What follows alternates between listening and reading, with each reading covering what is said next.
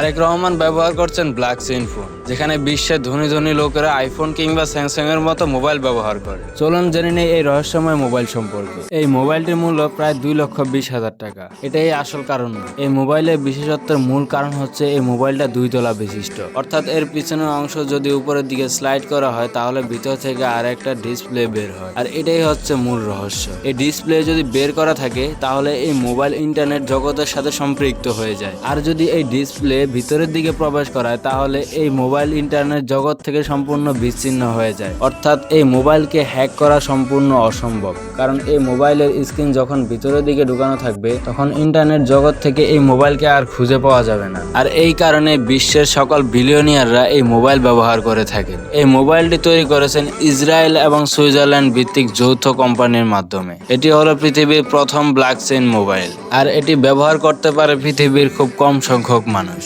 আর এই মোবাইলটা যদি আপনার হাতে থাকে তাহলে আপনার অনুভূতি কেমন হবে তা অবশ্যই কমেন্ট করে জানাবেন, এবং ভিডিওটি ভালো লাগলে চ্যানেলটি সাবস্ক্রাইব করে দিবেন।